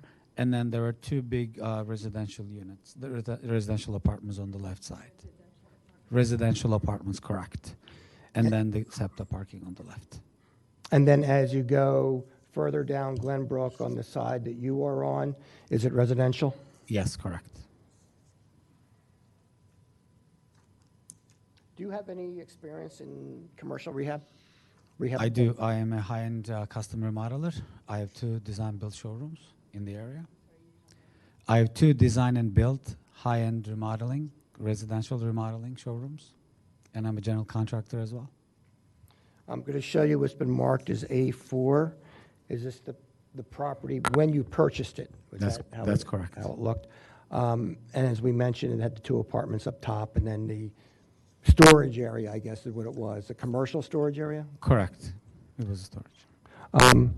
A5, can you just describe what A5 represents? This is the Glenbrook Avenue continuing down from my property. And right side is all residentials, and across the street is the parking. And then A6? This is the side building next to mine. It was a dental office, but it's not, has been used for a while now. And then A7, These are residential units as well. these are the ones that front on Bryn Mawr Avenue. Correct. Your property's to the left of Correct. that photo. And then A8, is that just Bryn Mawr Avenue? That's correct. This is Bryn Mawr Hospital. Bryn Mawr Hospital, I mean. As we said, the hospital is directly across the street from County Line Road, correct? Correct. To show you what's been marked as A9. And is this the site plan for the property? That's correct. And as I mentioned during opening, basically it's a twin, but it's under one ownership and one deed. That's correct.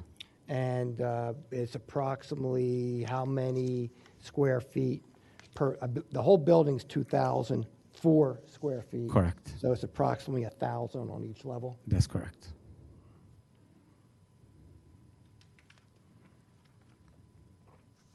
And the size of the apartment, as we testified, would be approximately 1,000 square feet each. That's correct. And as you said, how many baths and how many bedrooms? 2 bedrooms and a bathroom on each unit. I'm going to show you what's been marked as A10.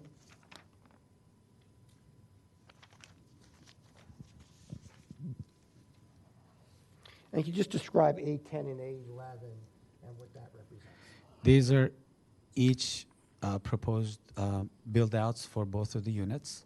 One is each first floor and second floor. As you can see, living space, kitchen, two bedrooms and a bathroom, and a washer-dryer unit as well. And the other one would be the second floor. What type of clientele or residents do you anticipate here? Primarily hospital workers or city commuters, but primarily hospital workers because of the proximity of the hospital. And what kind of rent rate are we talking about? Probably around $2,000 per unit. Okay. Have you spoken to your neighbors? A lot of them. All right, and what was their opinion of all They're this? very excited because they call this building as an eyesore. It hasn't been properly used at the first level because of not properly finding a tenant, and it has been used as a storage for a very long time, and it hasn't been maintained because of that. And just, we had mentioned the parking, and that's really a number calculation. As I mentioned, the commercial space on the bottom is approximately 2,000 square feet. According to code, you multiply that by 0.8, that's 1,500, divided by 200, and that's 8 required parking spaces. We're only seeking 4 required parking spaces for the 2 units that are being proposed on the bottom floor. And also, the top floor actually is less of a nonconformity, also being residential because when you compare it to the commercial. That's all I have for this. We have one more witness that I don't think will be that long. We have the realtor, and she's just going to testify as to comparables and how it's been difficult to rent commercial space in this area. Okay.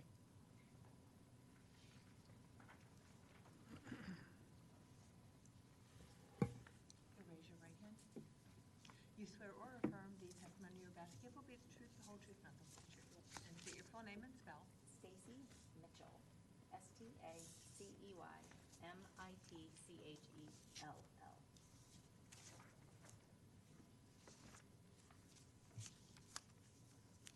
And Stacy, what's your profession? I'm a real estate salesperson. And by whom are you employed? Keller Williams and Power in Philadelphia. That's my Um, broker. Keller Williams Empower, EMPOWER. How long have you been in the real estate business? As an investor since 2004, as a real estate salesperson since 2020. And as a real estate salesperson, does your job description include commercial sales and commercial rentals? Yes. Were you the buyer's agent on the purchase of this property? Yes. What was the condition of the property when it was purchased? It was poor, to be nice. Yeah. Have you had an opportunity to research the feasibility of commercial rentals for this property? Yes, we did. We weighed the options before they even made the purchase of the property. That's what the big concern was. What would be more conducive, residential or commercial? Are there any obstacles to leasing it as commercial space? There is a number of obstacles, yes. First of all, it would be the parking. And the tenant pool is very limited. Ever since COVID, people have changed the way that they shop. People have changed the way that they work. So for commercial space, it's not as desirable. It's very limited in your tenant pool. So I think that's the challenge. And also, the tenants have to be of a certain type of business. It's not so much retail as, retail can be done online. Everybody shops on Amazon. You could have a restaurant business or a coffee shop, but then there's restrictions within Radnor Township that they would have to adhere to. There's ADA compliance issues that they would have to adhere to. It would be a big undertaking for a commercial space for a small commercial space, 1,000 square feet. You could probably have a service business in there, but it would just be very difficult, especially with parking. Is there any effect as to the location in that it fronts on Glenbrook as opposed to, say, Lancaster Avenue? Well, Lancaster Avenue, that's different. Glenbrook is one way, so if you miss it, if you can't find parking, then you have to go around the block and come back. If you are on Lancaster Avenue, obviously there's many more options for parking. It's more desirable location for business.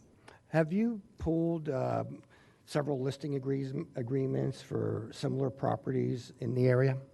Oh, yes, we pulled a lot of comps. Yes. Okay.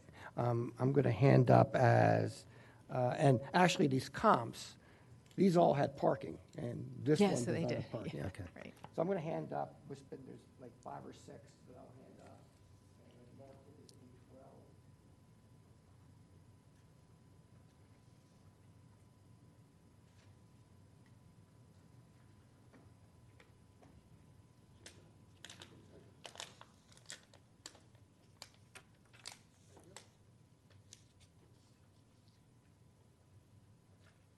So the first one there I think I have is 28 Garrett Avenue, which is Radnor Township in kind of the Garrett Hill section of the township. Yeah, these are all within a mile of the property.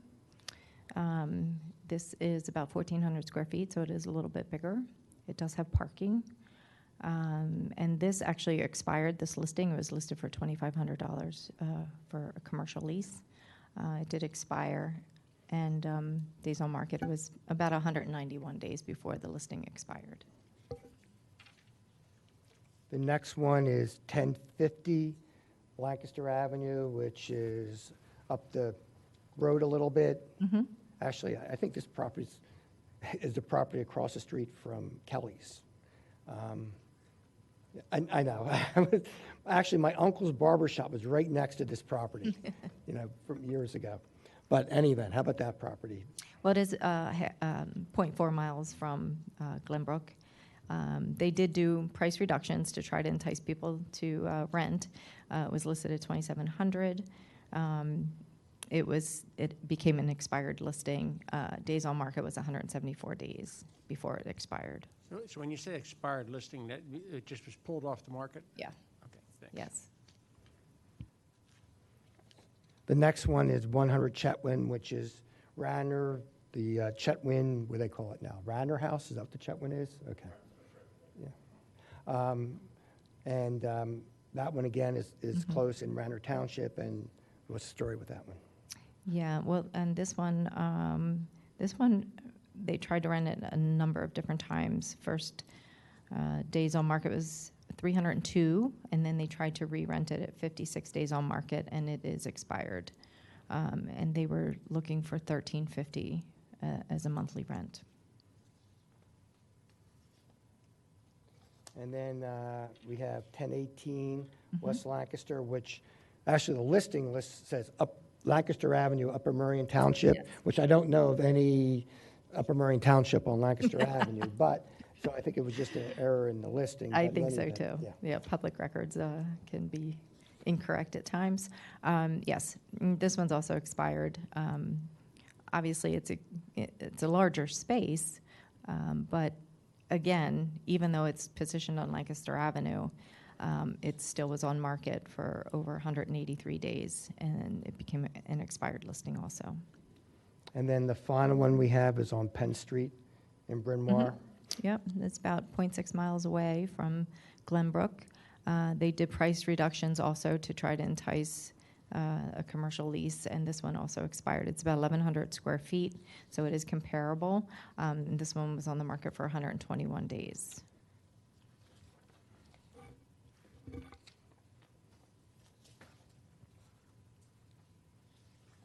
Average days on market for residential, which is definitely more desirable, is typically anywhere from 15 to 35 days. Now, I'm going to ask you about commercial rental properties. Do you have any expertise in commercial rental properties? I've had a commercial rental property, and I've helped folks get their commercial rental properties filled. Do you have an opinion as to the feasibility of this premises for commercial rental? I think this particular location is much more difficult as far as feasibly renting, getting a viable tenant for a long-term lease agreement. I think it would be very, very difficult. Okay, that's all I would have. Just, John, if the exhibits could be made part of the record, please. Thank you. If A1 through A12 could be, can I move them to be made part of the record?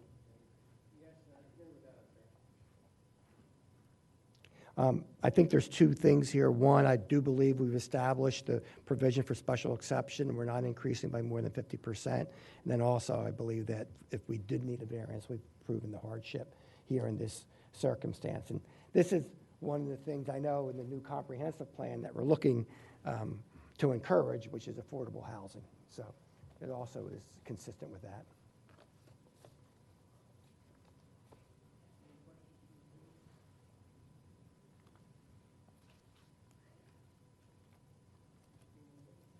No, that's all I have. Thank you.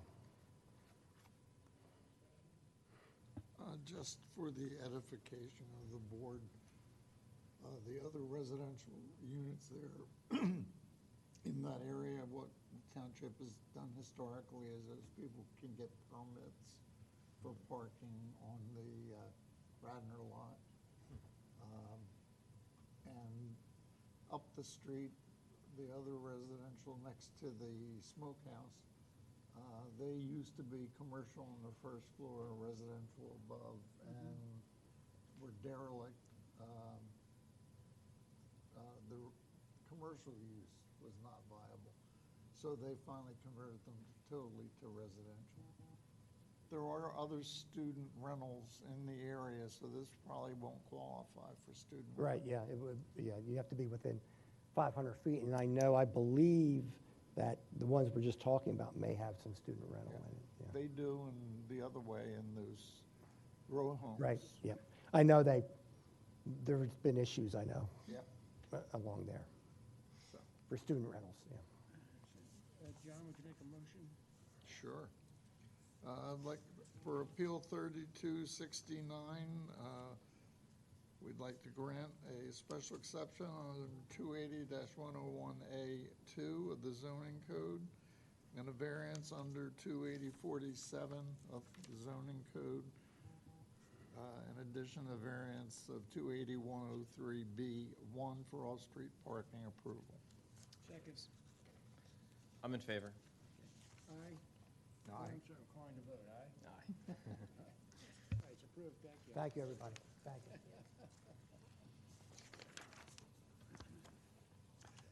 Nora strikes again, huh? What's that? Nora. Yeah. That's who you I know, bought but from, that- right? we were, Nora Lou? I've heard, but I've never met her. Yes. I just got a text from her. I did, yeah. I told him to give her a call, you know. Yeah. to- A couple times I didn't hear back from her. She's probably in California because that's where her son lives. Oh, you have your thing. Yes. No worries. Good luck. Oh, yeah, that's one more thing for you. Yep.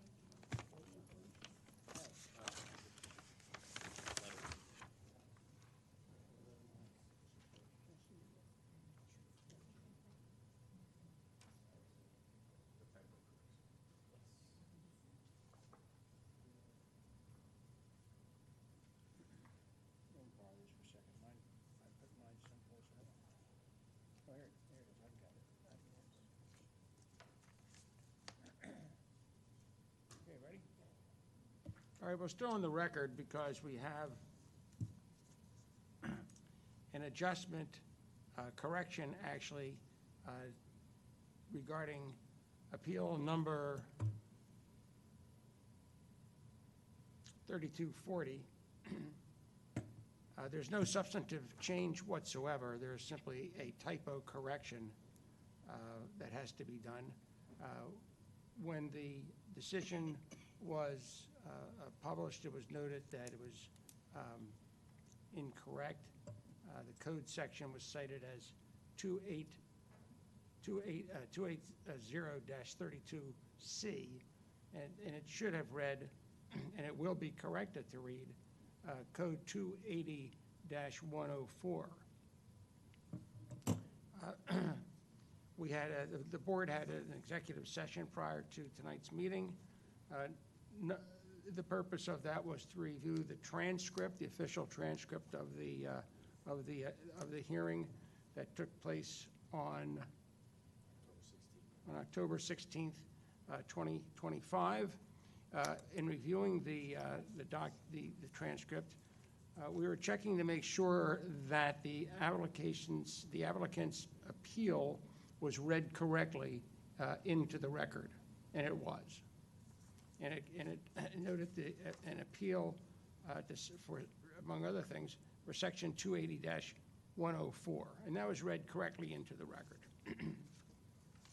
During the course of the hearing, the applicant took testimony and placed various documents into evidence, and they were admitted into evidence, all pertaining to the section under consideration.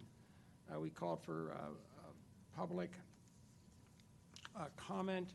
There was board discussion. There was a motion made, and we wanted to be very careful to make sure that the motion was read correctly into the record, identifying the sections for which relief was sought from the code, and our review showed that it was read incorrectly. A vote or a call for a motion was made. The motion was made. Again, that motion was correct in every respect in identifying the portions of the code for which relief was requested by the applicant. And then it was voted. After several weeks, and I have to say that it was reviewed by several individuals, including myself. I didn't catch the mistake, but there was a typo. So the purpose of tonight's special meeting or executive meeting was to review those documents and make sure everything was in order. So now the board has decided that